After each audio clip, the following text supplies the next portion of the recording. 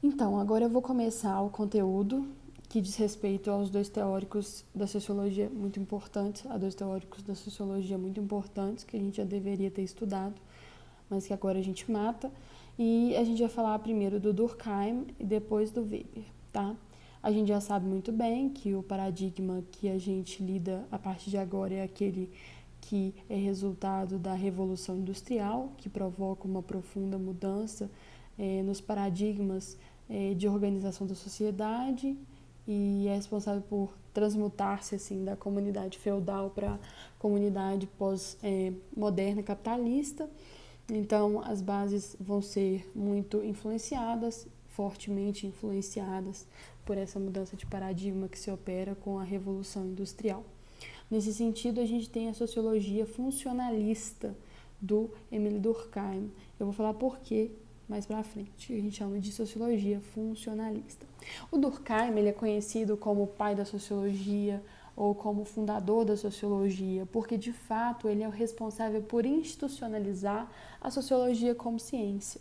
Ou seja, por que diabos eu tenho que dar créditos a essa sociologia que ele está construindo? O Durkheim é muito importante por esse respeito, essa consideração da sociologia como ciência. A sociologia é uma ciência e é por isso que ele vai criar diversos princípios e métodos que trariam confiabilidade e rigor à concepção de sociologia como ciência.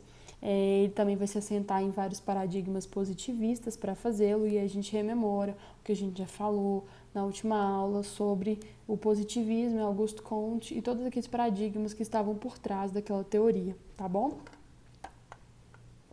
Pois bem, o Durkheim ele fala de consciência coletiva e coesão social.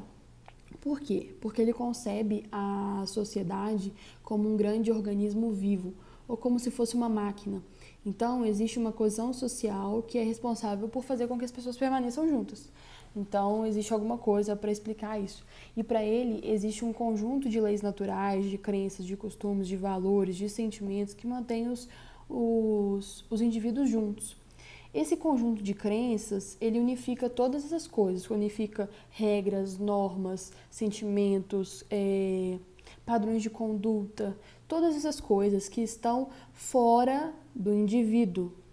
Percebam, é muito importante isso.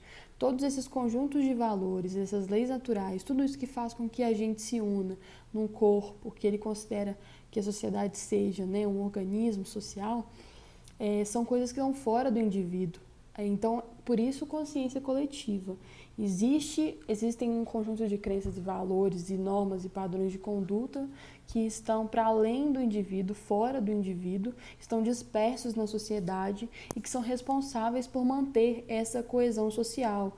Coesão vem de manter as pessoas juntos mesmo. Quando um grupo ele é coeso, ele concorda, ele convive, ele governa, etc. Tá? Então, esses padrões, esses conjuntos de normas, eles estão presentes na vida das pessoas por causa das instituições sociais. As instituições sociais, elas são responsáveis por manter as pessoas unidas, por fazer com que elas se comportem daquela forma que a gente considera como normal, o padrão, e elas possam conviver em sociedade, nada mais do que isso. Então, as pessoas, elas internalizam essas regras que formam esse conjunto e por causa disso elas permanecem juntas, tá bom? Seguindo na matéria. Então, a instituição social, conjunto de regras, comportamentos e valores que são parte da consciência coletiva, que está fora do indivíduo, e tornam-se referência para os comportamentos dos indivíduos, normatizando a vida social.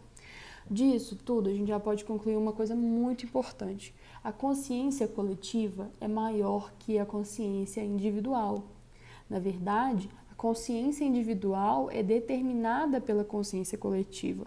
Pobre de você, para Durkheim, pobre de você que acha que os seus comportamentos são autônomos. Para o Durkheim, a gente assimila e reproduz comportamentos. Nada é espontâneo.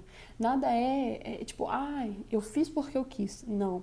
Existe uma consciência coletiva. O indivíduo ele se torna um produto do meio. Ele é um produto do meio ao qual ele está inserido e a gente já vive e durante o nosso processo de socialização a gente passa por uma inserção de diversas regras na nossa vida e a partir disso a gente vai se comportar de acordo com o que esperam da gente, através desses padrões. Então, a consciência coletiva ela é maior que a consciência individual, e a consciência individual ela é determinada pela consciência coletiva. E a consciência coletiva são esses padrões, essas formas padronizadas de comportamento que um grupo social adota e que traz para as pessoas, para os indivíduos, no processo de socialização ao longo da sua vida, que vão moldar o seu comportamento. Aquilo que a gente considera normal como um comportamento dentro de um padrão social, ok? Então tá, a consciência coletiva ela se manifesta fora dos indivíduos, mas ao passo que ela se manifesta fora dos indivíduos, ela exerce uma pressão psicológica